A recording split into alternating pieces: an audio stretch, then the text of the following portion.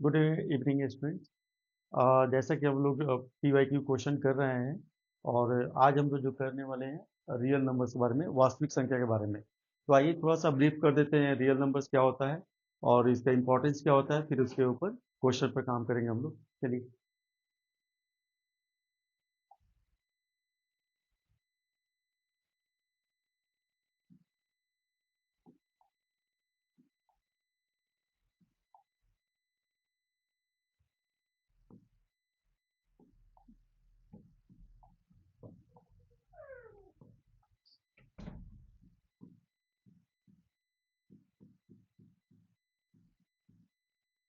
सबसे पहले हम देखेंगे, समझने की कोशिश करेंगे रियल नंबर होता क्या है। क्योंकि रियल नंबर हमारे जीवन में बहुत ही एक अहम रोल अदा करता है, उसको हम समझने का प्रयास करेंगे।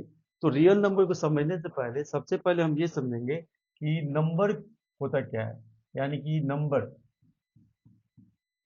अगर हम नंबर की बात करें तो नंबर जो है ये हमारा इस प्रकार होता है। एक रियल नंबर और एक होता है इमेजिनरी नंबर। रियल नंबर और इमेजिनरी नंबर, ये नंबर होता है, नंबर जो होता है डिजिट से बनता है और 1 to 9 तक डिजिट होता है, फिर वो दो या दो से अधिक डिजिट या उससे ज़्यादा डिजिट मिला करके हम नंबर बना सकते हैं। फिर हमारे डेली रूटीन में, दैनिक जीवन में नंबर से कितना महत्व है ये हम सभी से छिपा हुआ नहीं है। हम सभी जानते हैं कि नंबर के बिना कोई भी कमर्शियल काम नहीं हो सकता है। तो नंबर्स को हम समझेंगे तो नंबर जो होता है रियल नंबर होता है, और रियल नंबर और एक होता है इमेजिनरी नंबर होता है। अगर हम छोटी थोड़ी सी बात करें इमेजिनरी नंबर में, तो इमेजिनरी नंबर को आई से डिनोट किया जाता है। यह एक काल्पनिक संख्या है और इसका जो होता है आई का वैल्यू होता है √(-1). ये एक इमेजिनरी नंबर का इस्तेमाल होता है, ये हमें 10+2 के सिलेबस में पढ़ रहा है, तो इसको भी फिलहाल हमको नहीं देखना है। बस आपको ये जानना है कि इमेजिनरी नंबर एक कॉम्प्लेक्स नंबर होता है, यानी कि समिक्स संख्या होता है। समिक्स संख्या ये होता है आपका कॉम्प्लेक्स नंबर। कॉम्प्लेक्स नंबर यानी कि ए प्लस आई बी के बीच में ये एक होता है, इसमें रियल और इमेजिनरी नंबर का ये कॉम्बिनेशन होता है, संयुक्त रूप से जो संख्या बनता है। तो ये हमारा 10+2 के सिलेबस है, इसको हमने देखेंगे। हम बात करेंगे रियल नंबर के बारे में। तो रियल नंबर में यदि हम बात करें तो ये संक्षिप्त में मैं बताने की कोशिश कर रहा हूँ, क्योंकि हम लोग जब अभी पीवाईक्यू कराने वाले हैं तो हम लोग थोड़ा सा इसको ब्रीफ करेंगे। रियल नंबर में जैसे कि नेचुरल नंबर होता है, ये हमारा क्या होता है, नेचुरल नंबर यानी कि प्राकृतिक संख्या। क्या होती है? प्राकृतिक संख्या। प्राकृतिक संख्या यानी कि ये संख्या जो होता है, जैसे 1 2 3 4, और कहाँ तक जाएगा? अनंत तक जाएगा। ये अनंत तक जाएगा। अगर इसमें अगर हम जीरो लगा देते हैं तो 1 2 3 4 ये अनंत जाएगा।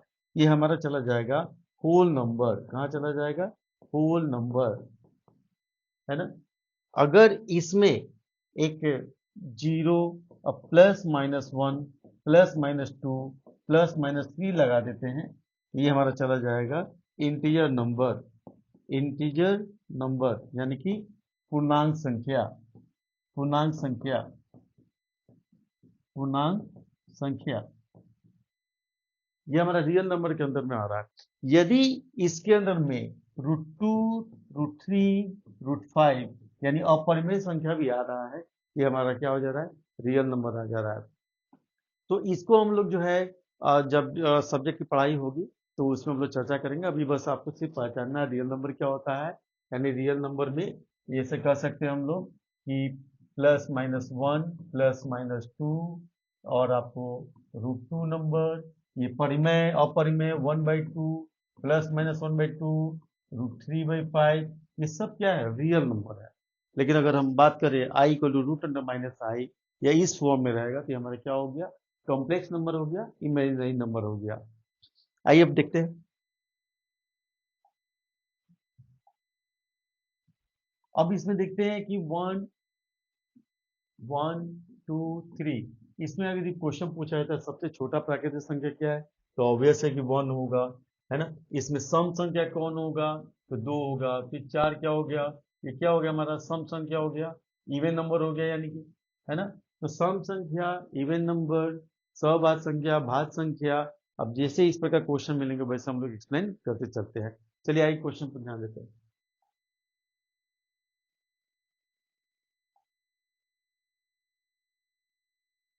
हमारा पहला क्वेश्चन है यहाँ पर,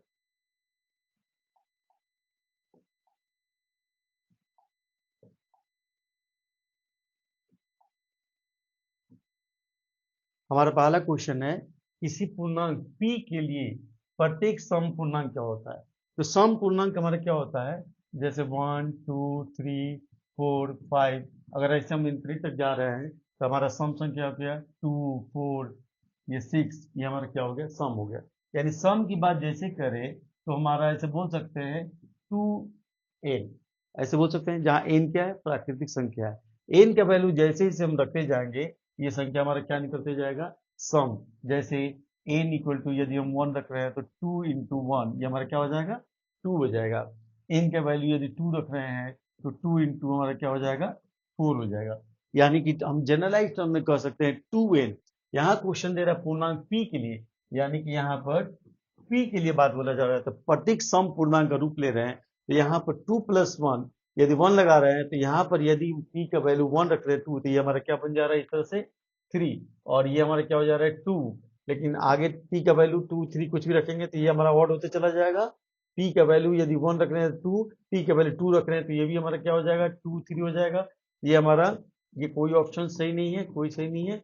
सम की बात हो रही है तो हमारा आंसर 2p हो जाएगा।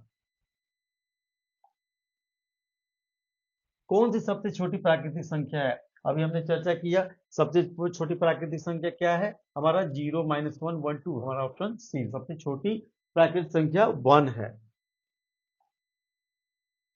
√12 का परिमीकरण गुणांक क्या है, √12, √12 यदि करते हैं तो इसका हम परिमीकरण करते हैं, इसका स्क्वायर रूट निकालते हैं तो क्या हो जाएगा 4 × 3, इसका ये हो जाएगा।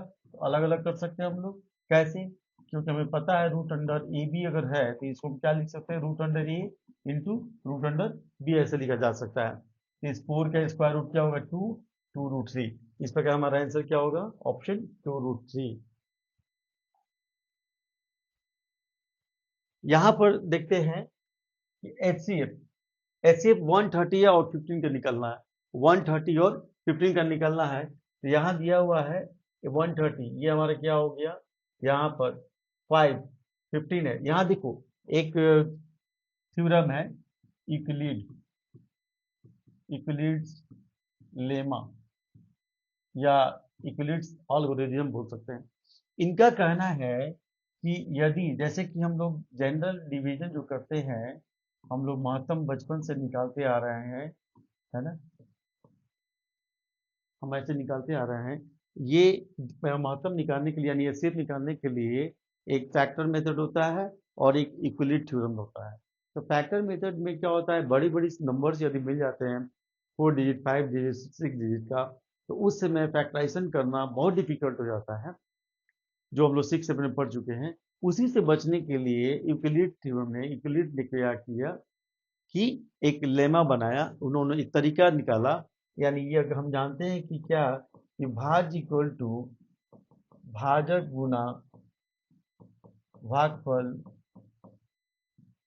जोड़ शेष, ये हम लोगों को बचपन से पढ़ाया जाता है ना। यानी कि ये अगर हमारा क्या है, भाज्य है, और ये भाजक है b, और ये हमारा भागफल है, और ये हमारा क्या है, शेष है।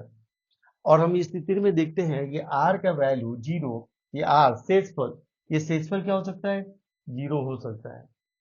लेकिन ये क्या हो सकता है, जब भी होगा तो क्या होगा, ये b से छोटा होगा। यानी r का वैल्यू 0 हो सकता है, 0 से बड़ा हो सकता है, लेकिन b से छोटा हो सकता है, छोटा होगा। यदि r b से बड़ा हो जाए, r b से बड़ा हो जाएगा, तो ये कहीं ना कहीं आपका डिजिटल गलत है। तो हम ये देख सकते हैं, ये हमारा यूक्लिड, ये हमारा थ्योरम हुआ, लेमा हुआ, a equal to B Q plus r, यानी भाज्य बराबर, इसको हम लोग कहेंगे भाज्य, इसको कहेंगे भाज्य, और इसको कहेंगे भाजक, और इसको कहेंगे भागफल, और इसको कहेंगे हम लोग शेष, क्या कहेंगे, शेष। तो ये फॉर थ्योरम से हम लोग आसानी से पता लगा सकते हैं कि एचसीएफ क्या है। तो इसमें हम लोग क्या करते हैं, एक एल्गोरिदम है, बारी बारी से क्या करते हैं, भाग देते रहते हैं, है ना। जैसे कि अगर 5 और 15 का, या इसे आप मानिए 26 से हम एचसीएफ निकालते हैं, तो क्या हो जाएगा, 25 हो जाएगा, ये 1, फिर क्या होगा, फिर डिवीजन करेंगे 5, ये हमारा क्या हो जाएगा 5, सेसफल क्या हो जाएगा 0 हो जाएगा, तो हमारा एचसीएफ क्या हो जाएगा, ये हमारा एचसीएफ हो जाएगा, एचसीएफ 1 हो जाएगा। ठीक है, इसमें हम लोग क्या करेंगे कि आप जब ये 130 नंबर है, तो अल्गोरिदम है ये, 15 में 8 करेंगे, 15 × 120 प्लस 10, यहाँ हमारा शेषफल क्या बचा, 10 बचा। फिर हमने 15 को लिया, है ना, फिर 15 यहाँ लिया, और 5 को 3 से किया, और हमारा रिमाइंडर जब 0 आ गया, तो हमारा एचसीएफ क्या हो गया 5। जिस कंडीशन में, जिससे ये क्या हो गया ये हमारा क्या हो गया भाजक, भाजक यहाँ पर हमारा क्या है 5 है, यदि 5 से भाग कर रहे हैं तो हमारा 0 आ जा रहा है, तो हमारा क्या हो गया एचसीएफ 5 हो गया। इसको आप ऐसे भी देख सकते हो, शुरुआत में किससे भाग दिया गया था, 15 से, यानी कि 15, 130 जनरल तरीका से क्या हो गया 15, 15 अठे क्या हो जाएगा 120, आप हो गए 10, फिर क्या देते हैं ये वाला 10 से कहीं 10, 5, 5 दूना 10, ये हमारा क्या हो गया शेषफल, यानी इस प्रकार हमारा ये क्या हो गया एचसीएफ, है ना। दोनों तरीके से हम लोग फाइंड आउट कर सकते हैं, लेकिन यहाँ पर यूक्लिड थ्योरम तो दिया हुआ है, जब देख ले रहे हैं 0 है और यहाँ भाजक क्या है 5, तो हमारा आंसर क्या हो जाएगा 5, ये हमारा क्या हो जाएगा एचसीएफ हो जाएगा। ये हमारा यूक्लिड थ्योरम हो। यूक्लिड विभाजन एल्गोरिदम, अभी मैंने बताया कि निम्नलिखित धनात्मक, यहाँ क्या कर रहा है धनात्मक, जब ये शेप निकालेंगे तो धनात्मक भी निकालेंगे, तो ये हमने अभी क्या जाना था, यूक्लिड थ्योरम से क्या निकाल सकते हैं, एलसीएम में निकाल सकते हैं, एचसीएफ निकाल सकते हैं, क्या हो जाएगा आंसर हमारा बी ऑप्शन हो जाएगा। 45, ये 45 तथा 60 के बीच का मौसा निकालना है, तो आप आराम से निकाल सकते हैं 45, 60, आप ये कर सकते हो जनरल जो जानते हैं 15, ये हमारा क्या हो गया 15 या 45, शेषफल क्या हो जाएगा कि ये हमारा क्या हो गया एचसीएफ हो गया, क्या हो गया एचसीएफ, इसका आंसर डी हो गया। नेक्स्ट क्वेश्चन, एक और है, एक अशून्य परिमेय, अशून्य परिमेय बोले तो परिमेय संख्या किसे कहते हैं, जो भिन्न के रूप में हो, यानी p बाई क्यू के रूप में हो, और q नॉट इक्वल टू 0। और एक अपरिमेय संख्या क्या होता है, जैसे रूट अंडर p एक प्राइम नंबर होता है, अभाज्य संख्या होता है, जैसे आप बोल सकते हो √2, √3, √5, ये कभी शांत नहीं होगा, शांत नहीं होगा, और क्या होगा रिपीट नहीं होगा, कभी भी वो संख्या रिपीट नहीं होगा, जैसे 2.1, 2, 3, 0, 4, 5, 7, ये रिपीट नहीं होता है। परिमेय संख्या में क्या होता है रिपीट होते जाता है, लेकिन अपरिमेय क्या होता है कभी शांत नहीं होगा और रिपीट भी नहीं होगा, तो यानी कि दोहरीकरण नहीं होगा, पुनरावृत्ति नहीं होगा, ये हमारा क्या होता है, ये होता है परिमेय संख्या, क्या होता है परिमेय, और ये क्या हो जाता है अपरिमेय, क्या हो जाता है अपरिमेय, अपरिमेय संख्या हो जाता है। तो यहाँ कह रहा है कि अशून्य परिमेय, यानी कि कोई मान लेते हैं 2 हो गया, और अपरिमेय संख्या का गुणनफल कर रहा है √2, तो इसका रिजल्ट जब भी होगा तो हमेशा क्या होगा अपरिमेय होगा, क्या होगा अपरिमेय होगा, तो इसका आंसर हमेशा अपरिमेय होगा, कभी भी जिसमें अपरिमेय लग गया हो और परिमेय का गुणनफल हमेशा क्या होगा अपरिमेय होगा। चलिए नेक्स्ट क्वेश्चन, कह रहा है p एक धनात्मक पूर्णांक है, तो धनात्मक सम पूर्णांक का रूप होगा, तो धनात्मक सम पूर्णांक, मैंने अभी फर्स्ट क्वेश्चन यही था, धनात्मक सम पूर्णांक क्या हो जाएगा 2p हो जाएगा। धनात्मक यहाँ विषम पूर्णांक पूछ रहा है, विषम पूर्णांक पूछा जा रहा है, और आंसर में दिया हुआ है 6q, और ये अगर q का वैल्यू धनात्मक विषम पूर्णांक कर रहा है, तो q का धनात्मक पूर्णांक कर रहा है, यानी q का वैल्यू 1, 2, 3, 4, इतना संख्या हो सकता है, हम चेक कर लेते हैं बारी बारी से। तो यदि 6q हमारे पास है, तो 6 इंटू फर्स्ट टाइम अगर 1 लेते हैं 6 हो जाएगा, 6 इंटू 2 ये हमारा क्या हो जाएगा 12, 6 इंटू 3 हमारा क्या हो जा रहा है 18, 6 इंटू 4 क्या हो जा रहा है 25, यहाँ पूछा है धनात्मक विषम का, तो यहाँ पर जब भी रिजल्ट आया है क्या देख रहे हैं आप, सब क्या आ रहा है, सम आ रहा है, क्या आ रहा है, सम, तो इसलिए हमारा ये ऑप्शन नहीं होगा। 6 + 2, यदि इसमें सब में आप क्या करो 2 ऐड करो, ये आपका क्या हो जाएगा 8, ये क्या हो जाएगा 14, 2 ऐड करो 20, 2 ऐड करो 26, ये भी हमारा क्या हो जा रहा है, सम हो जा रहा है, तो ये भी हमारा नहीं होगा। यानी कि देख रहे हो 2 क्या है, सम है, तो 2 ऐड किए, ये भी सम निकल गया, ये भी सम हो गया।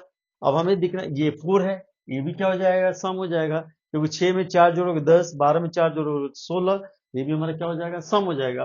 तो 1 देखो, यदि 1 ऐड कर रहे हो 6, यहाँ पहला में 6 था, तो 6 + 1 7, यहाँ क्या था 12, 12 में 1 ऐड करो 13, और क्या था यहाँ पर 18, 18 में 1 ऐड करो क्या हो जाएगा 19, और यहाँ 24 में 1 ऐड करो क्या हो जाएगा 25। ये सब क्या हो गया, बी सम होगा, क्या हो गया, बी सम। इस पर हमारा करेक्ट आंसर सी होगा। यहाँ देखो, अभी हम लोग जिक्र किए थे यूक्लिड एल्गोरिथम के बारे में, A equal to B Q plus R में ए का वैल्यू 72 है। अब ये यहाँ देखो एक इक्वेशन बन गया, जैसे हम लोग लीनियर इक्वेशन पढ़ते थे, एक इक्वेशन दिया हुआ है। अब ये फॉर्मूला पर ए का वैल्यू सिंपल, जहाँ ए है वहां 72 लिख दो, और यहाँ पर क्यू बी का वैल्यू फाइंड आउट करना, बी का आप वैसे लिख दो, क्यू का वैल्यू क्या रखोगे 8, और आर का वैल्यू क्या रखोगे 0। अब इसको जो है 72 बी का वैल्यू निकालोगे तो 8 कर दो, और यहाँ पर b, therefore B equal to क्या हो जाएगा 9, आंसर हमारा क्या हो जाएगा 9। सेम क्वेश्चन है, A equal to B Q plus R है, बी की जगह पर यहाँ पर क्या है, यहाँ ए का वैल्यू फाइंड आउट करना है, तो ए के इक्वल रखो, बी की जगह पर यहाँ 61 रखो, और क्यू की जगह पर यहाँ पर 27 रखो, और आर के वैल्यू यहाँ पर क्या रखोगे 32। अब इसे मल्टीप्लाई कर दो, 61 27 मल्टीप्लाई करो, अब क्या करोगे 32 ऐड करो, 167 एन, 167 एन यहाँ पर आंसर है, इसमें पहला आंसर ए हो जाएगा। सेम क्वेश्चन है, आप इसको खुद से रखना, सेम इसमें वैल्यू पुट कर देना, सॉल्व कर देना है। ये आप इजी क्वेश्चन है, ये आपके लिए मैं टास्क दे रहा हूँ, आप खुद से करोगे। अब देखो यहाँ पर, फिर यहाँ यूक्लिड विभाजन एल्गोरिथम, यूक्लिड विभाजन एल्गोरिथम किस पर चलता है, ए इक्वल टू बी की प्लस आर पर चलता है ना। ये आपको याद रखना होगा कि जीरो जो है ये क्या होगा, यहाँ पर आर का वैल्यू, ये आर का वैल्यू, ये हमेशा कंडीशन पूछता है कि निम्नलिखित में कौन सत्य है, तो आर जो है सेक्सफल जीरो हो सकता है, ठीक है, जीरो से बड़ा भी हो सकता है, ठीक है, लेकिन भाजक से बड़ा नहीं होगा। तो ये बड़ा इंपॉर्टेंट है, ये कंडीशन, ये शर्त आपसे पूछा जाता है, तो आपको याद रखना होगा।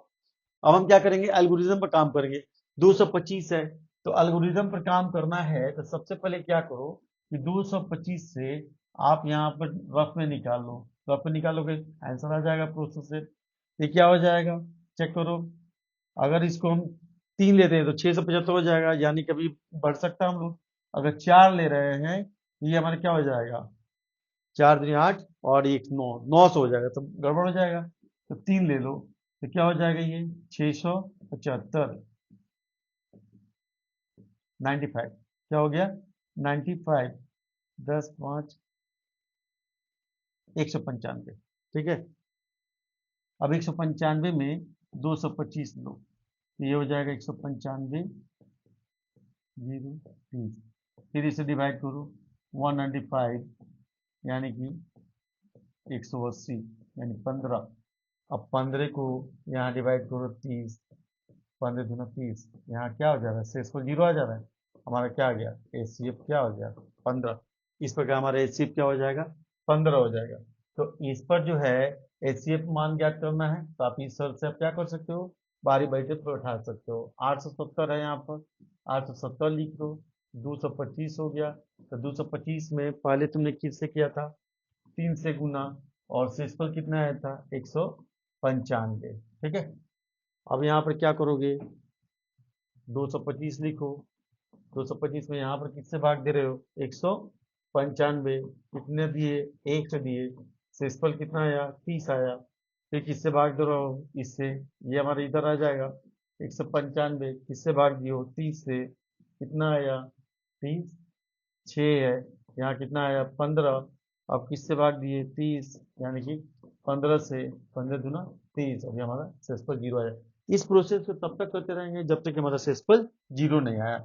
इस प्रकार हमारा क्या निकल गया, एचसीएफ क्या निकल गया 15। ठीक, देखो सर, यहाँ भी यूक्लिड विभाजन से ये 570 और 425 से सेम प्रोसेस से करेंगे, इसको आप खुद से बनाएंगे। यहाँ भी एचसीएफ निकालना है, ये आप स्वयं से बनाएंगे। सब एक ही टाइप का क्वेश्चन है, यूक्लिड थ्योरम पर प्रोसेस यही है, इसी एल्गोरिथम पर आपको क्वेश्चन सॉल्व करना है। इसको आप खुद से करेंगे, एग्जाम टाइम आ गया है और आप खुद से स्वयं से अगर मेरा जो एक्सपीरियंस रहा है कि यदि कुछ 6 से 7 टॉपिक को ही आप अच्छी तरह से कवर कर ले रहे हैं तो मल्टीपल चॉइस क्वेश्चन 50 क्वेश्चन आप आसानी से बना सकते हैं, और इसमें सब्जेक्टिव 2-2 नंबर का और 5 नंबर का भी क्वेश्चन बन सकता है। पढ़ना आपको सारे हैं, लेकिन यदि रिवीजन करना है तो हम उन्हीं टॉपिक पर ज़्यादा ध्यान देंगे जो हमें परेशान कर रहा है, और उसको हम बार बार बनाएंगे ताकि आपका जो है 100 में 100 मार्क्स आप ला सकते हैं मैथ्स में। सेम क्वेश्चन 272 1032 एचसीएफ निकालना है। ये भी सेम क्वेश्चन है 16 से 51 2032। हाँ, यहाँ पर थोड़ा सा क्वेश्चन डिफरेंट है। यहाँ पर वृत्ताकार पथ पर 3 धावक एक ही स्थान से दौड़ना प्रारंभ करते हैं। मान लेते हैं एक वृत्ताकार पथ है, ये एक सर्कल है, ये 3 धावक एक स्थान से जो है घूमना शुरू करते हैं। तो एक जो है चक्कर लगा रहा है 3 घंटा में, दूसरा लगा रहा है 4 घंटा, और तीसरा कौन लगा रहा है 8 घंटा। यानी यहां से शुरू किया और ऐसे ऐसे घूमते घूमते यहाँ आने में 3 घंटा लग गया, है ना। फिर एक जो है यहाँ पर एक को आने में 4 घंटा लगेगा। हर आदमी का बॉडी पोटेंशियल अलग अलग होता है, तो जिसके अनुसार टाइम लेता है, कोई 8 घंटा भी ले रहा है। तो कह रहे तीनों प्रारस्थान बिंदु पर पुनः मिलने में लगा समय। तो जब भी पुनः मिलने में लगा समय, बड़ा कंफ्यूजन होता है जब कि क्वेश्चन कोई आता है कि हम एलसीएम का अप्लाई करें या एचसीएफ का अप्लाई करें। तो जब भी इस प्रकार क्वेश्चन में पुनः मिलने की बात आएगी या छोटी संख्या निकालने की बात आएगी तो हम एलसीएम का प्रयोग करेंगे। पुनः मिलने, जब भी ये वृत्ताकार पथ वाली बात आ जाएगी क्वेश्चन, तो आपको सोचने की जरूरत नहीं है, हम क्या निकाल देंगे एलसीएम निकाल देंगे। यदि छोटी संख्या निकालने की बात आ जाएगी तो क्या निकालेंगे एलसीएम निकाल देंगे। लेकिन अगर बात आ जाएगी मैक्सिमम संख्या निकालने के लिए तो हम क्या करेंगे एचसीएफ निकालेंगे, हाईएस्ट कॉमन फैक्टर। अधिकतम निकालने के लिए बात जब भी कर देगा तो महत्तम संख्या निकालेंगे। यहाँ पुनः मिलने की बात कर रही है तो हम क्या निकालेंगे एलसीएम। 3, 4 और 8 का हम क्या निकालेंगे सिंपल एलसीएम। क्वेश्चन दिखने में बड़ा है लेकिन बहुत ही आसान है ये, आप इसको आसानी से कर सकते हैं। अब यहाँ देखो 2 दूनी 4 की बार 24, यह हमारा क्या आ जाएगा 24, तो हमारा आंसर क्या हो जाएगा 24 घंटा। यानी कि 24 घंटा में ये एक जगह पर मिलेंगे, ऐसा क्योंकि ये 3 घंटा में क्रॉस कर जाएगा, फिर वो 4 घंटा में, फिर वो 8 घंटा में। तो ये अगर कंटिन्यू 3-3 घंटा का समय लेते जा रहा है तो हमारा क्या होगा, आप ऐसे समझ सकते हैं। एक प्रैक्टिकल, आपको तो ये क्वेश्चन ऐसे बनाइएगा, लेकिन आपको कॉन्सेप्ट क्लियर करने के लिए मैं थोड़ी देर के बता रहा हूँ। 3 का अगर वो 3 घंटा ले रहा है, फिर अगले 6, 9, 12 आप ले रहे हैं 15, फिर 18, फिर 24, इस तरह बढ़ते चला जाएगा। वो 4 घंटा में ले रहा है, यानी 4, 8, 12, 16, 20, देखो यहाँ 24 आ रहा है, फिर आगे बढ़ते जाएगा। तो वो 8 ले रहा है, यानी 8, 16, 24 आगे बढ़ जा रहा है। यानी कि 3 में तो हमारा कॉमन 24 है, 4 में हमारा कॉमन 24 है, 16 में हमारा 24 है। तो एलसीएम यहाँ पर क्या हमारा कॉमन फैक्टर क्या हो गया 24, इसलिए हमारा आंसर क्या हो जाएगा लोअर कॉमन मल्टीपल। यानी कि जब हम मल्टीपल करते जा रहे हैं उसमें सबसे कॉमन मल्टीपल स्टार्टिंग का हमारा क्या था 24, तो हम उतना करने की जरूरत नहीं है, हम सिंपल एलसीएम निकाल देंगे तो हमारा आंसर मिल सकता है। ये कॉन्सेप्ट समझाने के लिए बता रहे हैं कि आखिर ये 24 किसे है। ये कहने की इस क्वेश्चन का मीनिंग ये निकल रहा है कि 24 घंटा में ये 3 धावक एक बिंदु से जो स्टार्ट किया था, ऐसे घूमते घूमते एक जगह 24 घंटा वो कंटिन्यू दौड़ते रहेंगे तो वो जाकर के एक बिंदु पर मिलेंगे। तो जब इस प्रकार क्वेश्चन है तो हम क्या निकाल देंगे एलसीएम। चलिए आगे बढ़ते हैं। यहाँ भी फिर क्वेश्चन वही है, 1 घंटा 3 घंटा 5 घंटा, तो आपको कुछ नहीं करना है। 1 घंटा 3 घंटा 5 घंटा, ये तो प्राइम नंबर है, ये हमारा 5 5 हो गया, ये तो कोई कटने नहीं। 15 यहाँ दिख रहा है कि 15, आंसर हमारा क्या हो जाएगा एलसीएम 15। तो यहाँ पर देखो 15 घंटा हो गया। क्वेश्चन दिखने में बड़ा लगेगा लेकिन आपको बहुत ही आसान तरीके से आप मन में ही क्वेश्चन कर सकते हैं। मैथ्स में तो मन में ही मैक्सिमम क्वेश्चन सोल्व कर सकते हैं ऑब्जेक्टिव क्वेश्चन। फिर यहाँ देखो 2 4 6, तो 2 4 6, 2 4 6, जैसे पुनः वाली बात हुई तो आपको कुछ सोचना नहीं है, एलसीएम निकाल देना है। एलसीएम निकालने आपको आता है, 3 × 6 = 12, 12 घंटा आंसर हो जाएगा आपका। यहाँ देखो 13,986 अभाज्य संख्याओं का योग n है, यानी कि 13,009 अभाज्य संख्या। अभाज्य संख्या वैसी संख्या होती है जिसका 2 गुणनखंड होता है। कितना गुणनखंड होता है? 2 गुणनखंड होता है। यानी कि जैसे 2, 2 किससे कटेगा? 1 और 2 के टेबल में। 3 किसके टेबल में कटेगा? 1 और 3 के टेबल में। 5 किसके कटेगा? 1 और 5 के टेबल में। 7 किससे कटेगा? 1 और 7, यानी एक कॉमन आ रहा है और स्वयं आ रहा है, यानी कुल मिलाकर के 2 हमारा क्या हो जा रहा है? गुणनखंड आ जा रहा है। ये हमारा क्या हो गया? अभाज्य संख्या। क्या हो गया? अभाज्य संख्या। और ये अभाज्य संख्या है ये हमारा। और भाज्य संख्या होता है जिसका 2 से अधिक गुणनखंड होता है, जैसे कि 4 6 8, ऐसे 2 से ज्यादा संख्या को क्या बोलते हैं? अभाज्य संख्या, भाज्य संख्या बोलते हैं। उसको यौगिक संख्या ही बोला जाता है। यानी कि भाज्य संख्या, भाज्य संख्या किसे बोलते हैं? भाज्य संख्या बोले या यौगिक संख्या बोले, यौगिक संख्या, या अंग्रेजी में बोलेंगे कंपोजिट नंबर। क्या बोलेंगे? Composite number. ये हमारा क्या हो गया? जिसमें 2 से ज्यादा गुणनखंड, जैसे 4 हो गया, 1 के टेबल में भी आएगा, 2 के टेबल में भी आएगा, 4 के टेबल में भी आएगा, है ना। लेकिन 2 जो है 1 और 2 के टेबल में ही आएगा। ये हमारा हो गया अभाज्य संख्या हो गया। तो कह रहा है कि 13,986 अभाज्य संख्याओं का एन है। क्या है? तो एन हमेशा भाज्य होगा। तो भाज्य हो गया मतलब कि एन यानी कि 2 या 2 से अधिक ज्यादा होगा गुणनखंड, और उसका भाज्य का मतलब क्या हो गया? जैसे उसका रिमाइंडर शेषफल क्या होना चाहिए? 0 आना चाहिए। तो आप देखोगे जब बारी बारी से भाग दोगे 6 से, तो इसका शेषफल क्या आ जाएगा? 0। और 4 से भाग दोगे तो कुछ आएगा, 8 से भी भाग दोगे तो कुछ आएगा। तो ये हमारा आंसर नहीं होगा। हमारा आंसर क्या हो जाएगा? 6 हो जाएगा। इसे पूरी पूरी तरह से भाग दे देना है। इसे क्या कर देना है? 6 से आपको क्या करना है? इससे बारी बारी चेक कर लेना है कि किससे कट रहा है, तो वो हमारा क्या हो जाएगा? भाज्य हो जाएगा। सबसे छोटी पूर्ण वर्ण संख्या में, पूर्ण वर्ण संख्या बोले तो ये हमारा पूर्ण वर्ण संख्या है।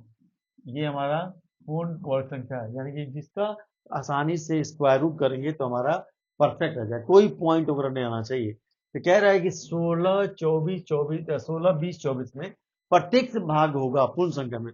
अब से सब यही दिख रहा है कि 240 जो है पूर्ण संख्या नहीं है। 1600, 1600 ये हमारा क्या है? ये पूर्ण वर्ग संख्या यानी कि 40 है ना। 16 पूर्ण संख्या। अब 1600 में ये 16 से भाग दोगे तो ये तो दिख रहा है, ये भी दिख रहा है, लेकिन 24 से इसे डिवाइड करोगे तो नहीं कटेगा। ये हमारा पूर्ण संख्या नहीं है, बच गया 3600। ये हमारा पूर्ण संख्या है, और इसे तीनों से भाग दोगे तो हमारा आंसर आ जाएगा, 0 आ जाएगा शेषफल, इसलिए पूर्ण भाग ये हो जाएगा। दो संख्याओं का लघुत्तम समापवर्तक इसके महत्तम का 14 गुना है। एलसीएम और एचसीएफ का जोड़ 600। एक इक्वेशन पे स्टेटमेंट वाली क्वेश्चन है, तो स्टेटमेंट वाली क्वेश्चन देख के घबराने की जरूरत नहीं है, आप आसानी से इसको कर सकते हैं। क्या करेंगे? देखो यहाँ पर एलसीएम, यहाँ पर लिखो एलसीएम क्वेश्चन, इनके महत्तम यानी कोई संख्या है, मान लेते हैं संख्या ए और बी होगा। ए और बी का एलसीएम एचसीएफ का, किससे? एचसीएफ का कितना गुना है? 14। हम क्वेश्चन बना लिए, कितना गुना हो गया? 14। फिर यहाँ कह रहा है कि एलसीएम प्लस एचसीएफ का योग कितना है? 600 है। कितना है? 600 है। तो कह रहा है यदि एक संख्या 280 है तो दूसरी संख्या हमें निकालना है। तो हम जानते हैं कि क्या जानते हैं? LCM into HCF equal to एक नंबर गुना 2 नंबर, यानी ए और बी हमारी जो संख्या है उसको हम, इसका प्रोडक्शन संख्या हो गुणनफल बराबर लसा गुना मसा। अब हम यहाँ क्या देख रहे हैं? एलसीएम के जगह पर हम ये रख सकते हैं 14 एचसीएफ। क्या रख सकते हैं? 14 एलसीएम के जगह पर क्या रख सकते हैं हम लोग? 14 एचसीएफ। तो यहाँ पर ऐसा करते हैं, इसको हम एलसीएम की जगह पर हम यहाँ पर रख लेते हैं एक्स, और ये रख लेते हैं वाई। बार बार एलसीएम लिखने की जरूरत नहीं पड़ेगा। तो हम क्या रख सकते हैं? एलसीएम की जगह पर हम क्या लिख सकते हैं? अब क्या लिख सकते हैं? लिख सकते हैं हम लोग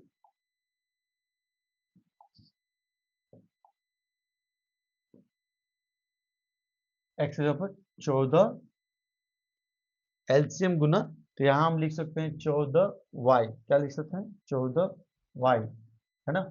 और ये हो गया हमारा एचसीएफ की जगह पर हम क्या माने थे y, तो 14y गुना y। और यहाँ a की जगह पर मान लो कोई संख्या a है, वो कितना है 280, हमें दूसरी संख्या निकालना है यहाँ पर, है ना। तो यहाँ पर हम कर सकते हैं एलसीएम, यानी कि एक्स, एलसीएम को एक्स माने थे और इसको माने थे x plus y equal to, ये हमारा इक्वेशन 600 है। तो 200, और ये हमारा क्या हो गया, संख्या हमारा क्या हो गया, बी हो गया, क्या हो गया, ये संख्या बी हो गया। तो आप इसको ऐसे कर सकते हो,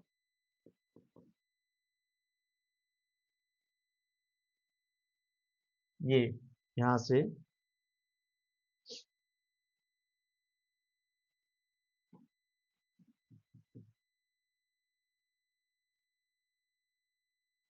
x की जगह पर जो 14y है, यहाँ से x की जगह पर 14y है, तो यहाँ पर आप लिख सकते हो x इक्वल टू 14y, यहाँ से लिख सकते हो 14y plus y equal to 600, यानी कि 15y इक्वल टू 600, यानी y का वैल्यू कितना निकल गया, 15×4 = 40 निकल गया। y का वैल्यू कितना निकल गया, 40 निकल गया।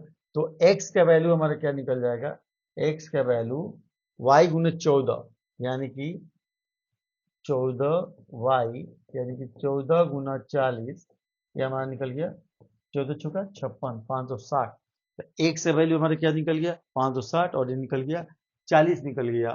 तो ये हमारा क्या संख्या बन गया, y का वैल्यू, यानी कि एक जो हमारा संख्या निकला, तो हमारा संख्या क्या निकल गया, 40 निकल गया, क्या निकल गया, 40 निकल गया। ऐसे हम चेक कर लेते हैं यहाँ पर 14, b का वैल्यू निकालना है संख्या, तो 14 गुना y की जगह पर यहाँ पर क्या रखेंगे 40, है ना, 14, और फिर यहाँ पर क्या लिखोगे 40, और ये हो गया 280 गुना B, therefore B equal to 14 गुना 40 गुना 40 बटा 280, ये हमारा कट गया 4 तो दूना 28, 20 दूना 40, ये हमारा आंसर 80 आया।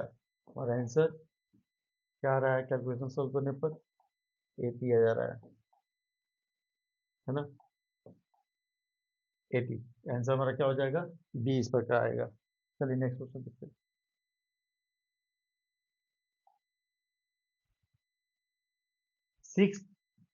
6x⁴y और 12xy का महत्तम समापक निकालना है, तो इसका जो है फैक्टराइजेशन करेंगे 3 × 2, और x⁴ है यहाँ पर, यानी कि x⁴ लिखेंगे इंटू वाई, और 12xy इसका क्या लिखेंगे 3 × 3 × 2 इंटू एक्स इंटू वाई। अब इसमें हम क्या करेंगे, कॉमन निकालेंगे, क्या करेंगे, कॉमन निकालेंगे, तो x, जब ऐसे निकालते हैं तो क्या करते हैं, जो सबसे पावर है उसको छोड़ देते हैं, जो इन दोनों में जो सबसे मिनिमम जो होता है उसको हम लिख देंगे, यानी x लिखेंगे, और इसका मिनिमम कॉमन तो y है। तो हमारा आंसर क्या हो जाएगा, हमारा आंसर क्या हो जाएगा, इसमें 3 हो जाएगा कॉमन है, और इसमें 2 हो जाएगा कॉमन है, और क्या हो जाएगा x इंटू वाई, तो क्या हो जाएगा 6xy, आंसर हमारा 6xy। ये √10 है। अब यहाँ देखो √10, जैसे कि ये जानते हो √a, ये √√b, इसको मल्टीप्लाई करो तो क्या हो जाएगा, एक रूट में एक ए भी हो जाएगा। तो 10 है, इसके 10 एक, और एक 15 हो गया। अब इसको फैक्टराइजेशन करो, 10 को क्या तो सकते हैं 5 × 2 इंटू 5 × 3, और 5 है स्क्वायर रूट है, तो आराम से इसको बाहर निकाल लेंगे, और ये इसके अंदर में बाहर हो जाएगा 5√6, यानी कि हमारा आंसर।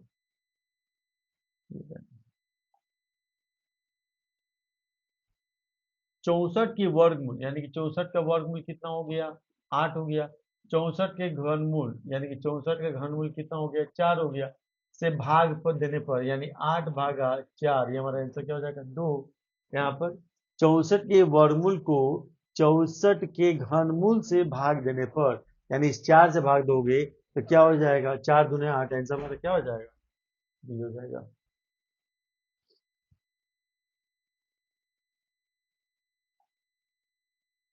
दो संख्या ए और दो संख्या ए और 18 के लॉग 36 है, तो ए का मान निकालना है।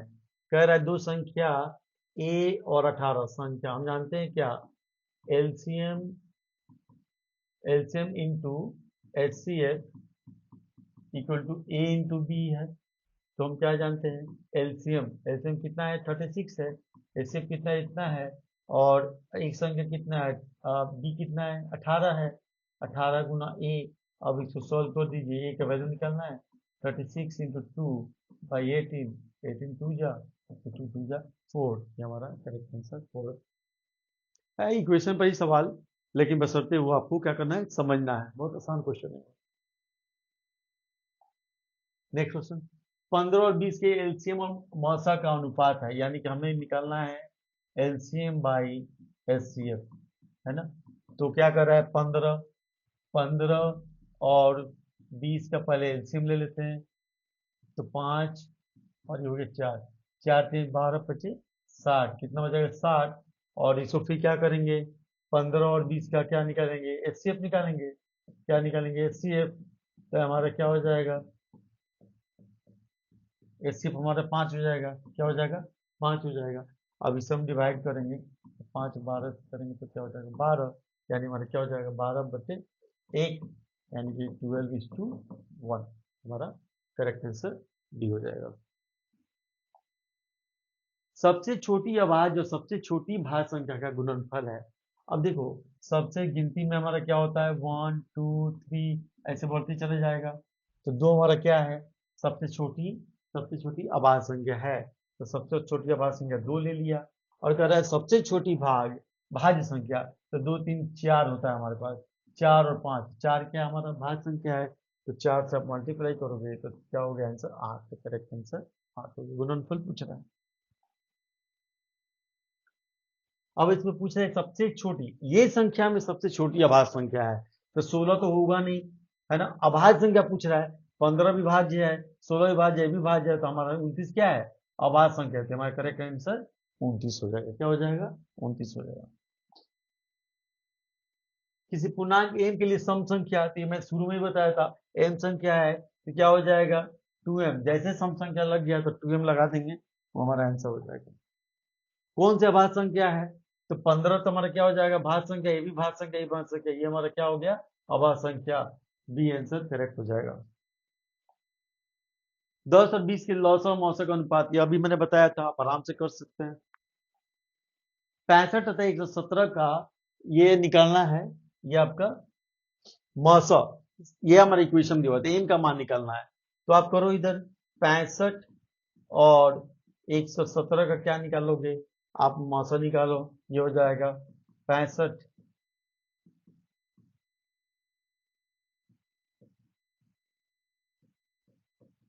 ये हो जाएगा हमारा 52 13, ये हमारा हो जाएगा 52, ये एचसीएफ हो गया, क्या हो गया एचसीएफ हो गया। यानी कि हमारे पास ये कह रहा है कि इतना का मौसम इतना है, यानी कि 65m माइनस 117, ये कितना मौसम है आपका 13, कितना आया है 13, तो 65m इक्वल टू इधर भेजेंगे 117 प्लस 13, ये हमारा हो जाएगा 130, देयरफॉर m इक्वल टू क्या हो जाएगा 130/65, यानी कि भाग 2, तो क्या हो जाएगा 2, तो m का वैल्यू क्या आंसर आ जाएगा 2। बहुत ही आसान क्वेश्चन है, फॉर्मूला बेस्ड और सिंपल तरीका से सॉल्व करने का है भी, कर सकते हो आप। सबसे छोटी भाज्य संख्या और सबसे छोटी अभाज्य संख्या का मौसा निकालना है, तो अभी हमने देखा था क्या, सबसे छोटी भाज्य संख्या क्या है 4, और सबसे छोटी अभाज्य संख्या हमारा क्या निकला था 2, तो इन दोनों के बीच में जब आप क्या निकालोगे, मौसा निकालोगे, तो ये क्या हो जाएगा 2 दूनी 4, कट जाएगा, हमारा मौसा क्या हो जाएगा 2 हो जाएगा, आंसर हमारा क्या हो जाएगा 2 हो जाएगा। 96 का अभाज्य गुणनखंड निकालें, तो 96 का अभाज्य गुणनखंड कैसे निकलेगा, आप सबसे छोटी संख्या निकालो 2 48, 2 यहाँ पर 24, कब तक तोड़ेंगे जब तक ये छोटा ना आ जाए 2 to 3। अब यहाँ देखेंगे 1 2 3 4 5, यानी 2 पावर 5 इंटू 3, आंसर चेक करेंगे तो 2 पावर 3, 2 पावर 5 इंटू 3 पावर 1, ये 3 पावर 1 ही है, ये लिखिए या ना लिखिए बात बराबर ही है। अब इसका करेक्ट आंसर 96 का ये आंसर हो जाएगा। 8 एवं 22 का ये सेम क्वेश्चन है। 8 और पहले लॉसन निकालिए, फिर मौसन निकालिए, फिर क्या कीजिएगा, अनुपात। ध्यान ये देना होगा, अगर एलसीएम और मौसा है तो एलसीएम बटे एचसीएफ होगा, बटे एचसीएफ होगा। अगर ये पहले रहता, ये पहले रहता और ये बाद में रहता तो हम क्या लिख देते, ये शब्द का खेल है, क्वेश्चन डिफिकल्ट नहीं है, तब हम ये निकालते हैं। ख्याल रखिएगा, शब्द जो पूछा जाएगा उसी के अनुसार आप आंसर लिखिएगा। 5 या 5 कितने आवाज गुणनखंड है, तो आप इसको क्या करोगे, डिवाइड करते चले जाओगे। बहुत ही आसान क्वेश्चन है, इसको खुद से करिएगा। 5 या 5 कितने आवाज गुणनखंड है, यानी कि 5 या 5 की आवाज गुणनखंड करने के लिए जितनी भी भाज्य संख्या है उसको हम किस में कन्वर्ट कर सकते हैं, आवाज संख्या में, आवाज संख्या गुणनखंड में। तो हमको चेक कर लेना है 5 या 5 का आवाज गुणनखंड कौन कौन सकता है, आप खुद से कीजिएगा। दो लगातार संख्याओं का मौसा क्या होगा, तो दो लगातार संख्या अगर छोटा संख्या मान लेते हैं 1 और 2 लेते हैं, तो इसका आपका क्या होता है, मौसा 1 हो जाएगा। तो हमारा जब भी होगा, कोई दूसरा एग्जांपल ले लीजिए आप, 3 और 4 का, 3 और 4 का मौसा ले लीजिए आप, 3, ये हो गया, कट गया 1 3। देखो हर स्थिति में क्या हो रहा है, 1, तो दो लगातार संख्याओं का मौसम का समापन क्या होगा, 1 होगा। ए और बी का, मान लो कोई ए कोई आवाज संख्या है, बी भी आवाज संख्या है, इसका एलसीएम क्या होगा, तो एलसीएम में हो जाएगा 6, यानी कि 2 इंटू 3 6 हो जाएगा। कह रहा है कि एक आवाज संख्या ए और बी है, तो क्या आंसर हो जाएगा, ए इंटू बी, ए क्रॉस बी यानी कि ए इंटू बी, ए भी आंसर हो जाएगा। इसका मतलब क्या हो जाएगा, आवाज संख्या होगा, क्या पूछ रहा है, लॉस होगा, हमेशा क्या होगा, उसके गुणनफल के बराबर होगा। नेक्स्ट क्वेश्चन देखते हैं, दो परिमेय संख्याओं के बीच में अधिकतम कितने परिमेय संख्या हो सकती है। मान लेते हैं ये नंबर लाइन है ना, ये हमारा क्या हो गया, 0 हो गया, ये 1 हो गया, ये 2 हो गया। तो इन दोनों के बीच में, इन दोनों के बीच में, इन दोनों के बीच में अनंत परिमेय संख्याएं होती है, अनंत परिमेय संख्याएं होती है। ऑप्शन डी हो जाएगा। कौन सी आवाज संख्याएं हैं, कौन सी आवाज संख्या है, तो 27 भाज्य संख्या है, 35 भाज्य संख्या है, 56 भाज्य संख्या है। हमारा करेक्ट आंसर 3 हो जाएगा, 13 यानी सी आंसर हो जाएगा। कौन सी आभाज्य संख्या है, आभाज्य संख्या मैंने वही बताया जिसका कम से कम दो गुणनखंड हो, एक हो और स्वयं हो। तो आपको खुद से चेक कर लेना, ऑप्शन क्या हो जाएगा, 13। सअभाज्य संख्या क्या होता है, सअभाज्य संख्या होता है जो वैसी लगातार अभाज्य संख्याओं का एचसीएफ 1 होता है। जैसे ये 2 हमारा और 3 हमारा क्या है, अभाज्य संख्या है, और सअभाज्य संख्या का मतलब होता है कि जिसका एचसीएफ 1 होता है, यानी कि 2 और 3 जब निकालेंगे तो हमारा क्या हो गया, 2, हमारा एचसीएफ क्या हो गया, 1 हो गया। इस पर हमारा आंसर बी होगा, 1।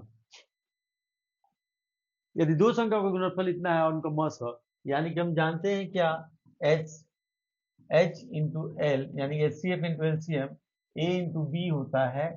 तो इक्वेशन में ये इक्वेशन क्या कर रहा है, उनका मौसम, मौसम मतलब एच सी एफ 19, एलसीएम निकालना है, और इस दोनों का प्रोडक्ट कितना दिया हुआ है, 21 6, यानी कि हम एलसीएम निकालेंगे 2166 बाई 19, इसे भाग दीजिएगा। तो जब भाग दोगे तो आपका आंसर कुछ इस प्रकार आएगा, या भाग दो 19 2, ये हो गया 26, ये हो गया 19, ये हो गया 19 चौका 76, यानी हमारा करेक्ट आंसर सी आंसर आएगा।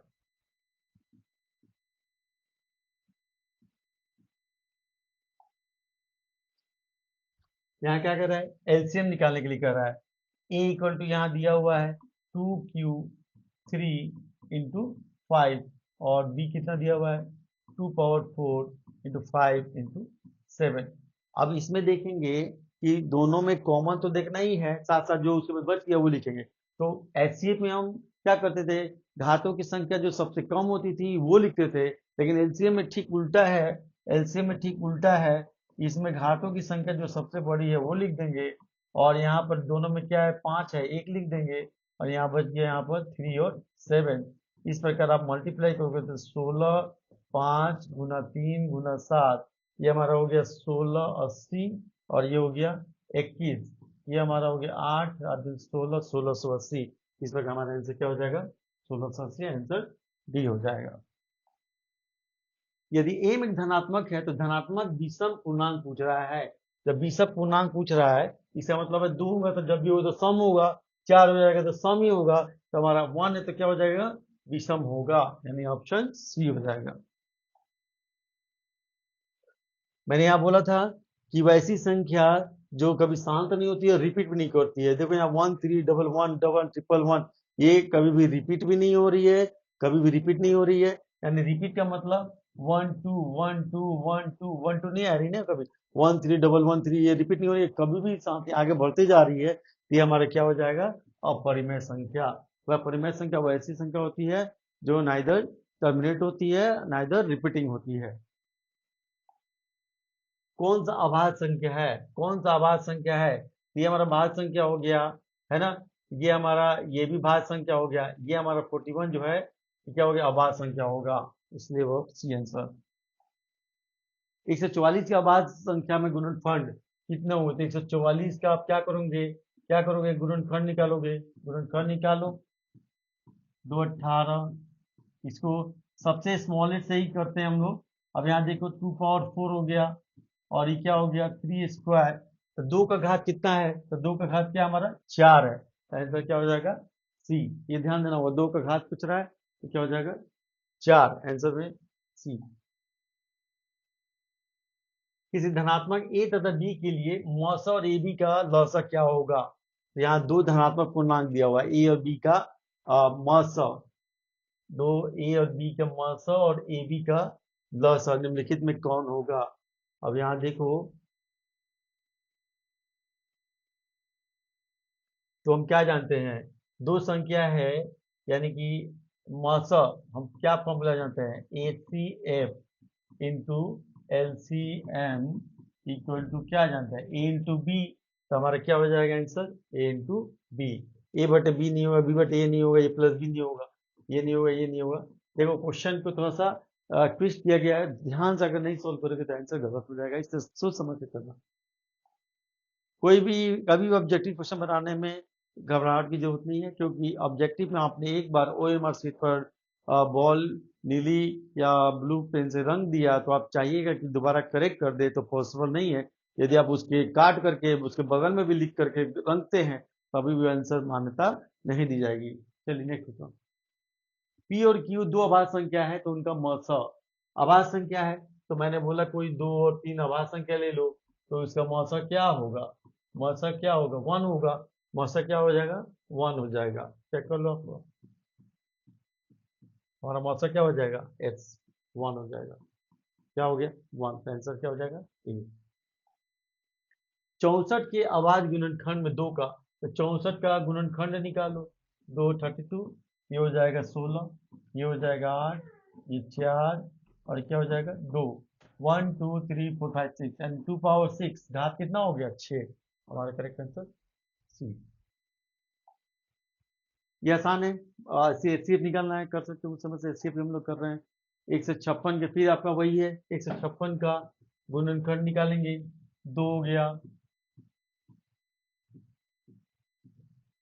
3, और यहाँ पर देखो 2 का घातांक कर रहा है, यानी कि 2 स्क्वायर इंटू 3 इंटू 13, 13 का घातांक रहेगा 13 का घातांक 1, 3 का घातांक 1, लेकिन 2 का कह रहा है तो हमारा घातांक क्या है 2 का, 2 का घातांक 2 है, इसलिए ऑप्शन बी में है।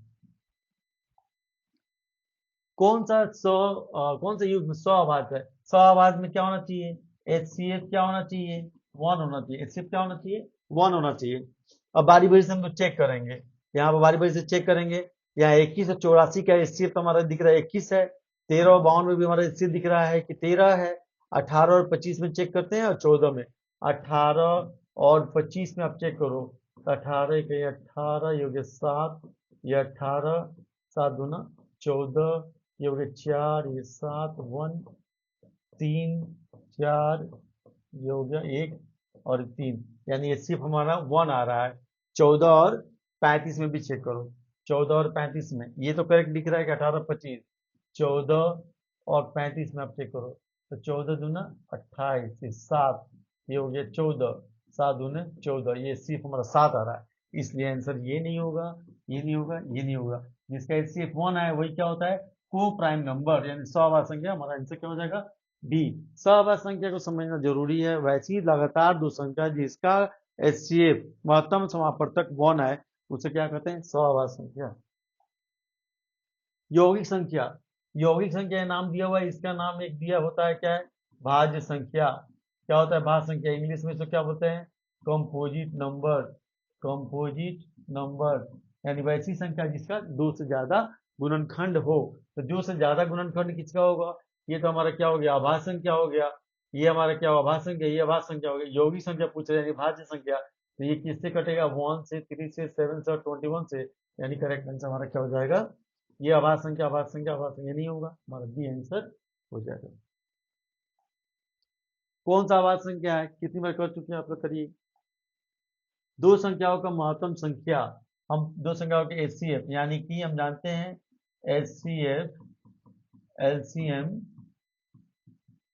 इक्वल टू एक नंबर और दो नंबर। तो महत्तम संख्या कितना दिया है? 27 और ये एलसीएम कितना दिया? 162। एक संख्या दिया हुआ है 64 और दूसरा में क्या करना है? निकालना है। इसलिए बी इक्वल टू 27 गुना 162 और 54। 27 गुना 54 ये हमारा कट जाएगा 81। कितना आंसर हो जाएगा? 81। Option D. ये एचसीएफ निकालना है, आप कर सकते हैं आसानी से, कर लीजिएगा। तीन संख्या है, इसका एलसीएम निकालना है। तो 12, पहले एक बार चेक कर लेंगे, 12 15 पे अब कर लीजिएगा, 3 हो जाएगा, 12 हो जाएगा, 3 से 12 0 हो जाएगा, एचसीएफ हो जाएगा, एचसीएफ हो जाएगा 3। और फिर हम 3 से और 21 हम करेंगे, 3 सते 21, ये हमारे एचसीएफ हमारे क्या हो जाएगा? आंसर ए हो जाएगा। दोनों स्थिति में हमारा एचसीएफ कितना हो रहा है? 3 आ रहा है। दो संख्या का ये भी फॉर्मूला बेस्ड क्वेश्चन है, अभी हमने बनाया था, आप इसको कीजिएगा। 192 के बाद से दो का गुणनखंड वही है, 192 का फैक्टराइजेशन करेंगे और पावर देख लेंगे। कितनी बार किया हम लोगों ने क्वेश्चन? यदि क्यू एक धनात्मक पूर्णांक, धनात्मक विषम, तो विषम जब भी आएगा तो यहाँ पर हमने देखना है 1 और 3 है, यहाँ पर क्या है? धनात्मक विषम संख्या। तो ये 1 भी हो सकता है, 3 भी हो सकता है और 4। हाँ, लेकिन यहाँ कह रहा है कि नहीं है। तो कौन नहीं है? तो 1 ये हो सकता है, ये हो सकता है, ये भी हो सकता है, ये 4 लगा हुआ है क्योंकि सम है। 1 3 7 क्या है? विषम है, ये तो विषम होगा। कह रहा नहीं है, ये ध्यान देना। अक्सर विद्यार्थी जो है यहाँ गलती कर बैठते हैं, क्वेश्चन को ध्यान से नहीं पढ़ रहे, यहाँ लिखा हुआ नहीं है ना? अगर ये क्वेश्चन को ध्यान से नहीं पढ़ेंगे तो आप गलत उत्तर लगा दीजिएगा। नहीं है तो हमारा ये 4 जहां लग गया, ये सम है, ये हमारा आंसर बी हो जाएगा, जो कि कह रहा है कि नहीं है। दो लगातार सम संख्याओं का महत्तम, तो सम संख्या मान लेते हैं, 2 हो गया, 4 हो गया, इसका महत्तम आप चेक करो, 2 दूना 4, ये हमारा महत्तम हो गया, एचसीएफ हो गया। तो करेक्ट आंसर क्या हो जाएगा? 2, ऑप्शन सी। यहाँ दो अभाज्य संख्या है, पी क्यू दिया हुआ है, तो पी क्यू और क्यू, और यहाँ क्या है? P square Q. तो इन दोनों का कॉमन क्या निकालेंगे? महत्तम निकालना है। स्मॉलेस्ट हो जाएगा पी, पी स्क्वायर, और इन दोनों का महत्तम क्या हो जाएगा? क्यू। आंसर हमारा क्या हो जाएगा? P square q, b answer हो जाएगा।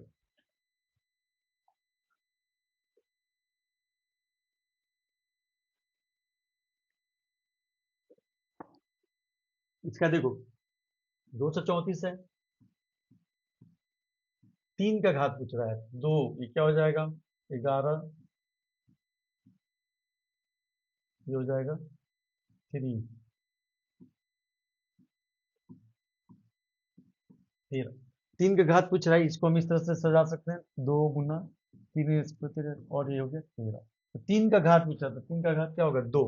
आंसर या सी, 3 मत लगा देना, 3 का घात पूछ रहा है यानी कि 3 का घात क्या है? 2। और ये ऑप्शन कितना है? डी है। यहाँ देखो 156, क्या करेंगे? 2 पावर x ये दिया हुआ फैक्टराइजेशन, तो करेंगे 156 का हम फैक्टराइजेशन करेंगे।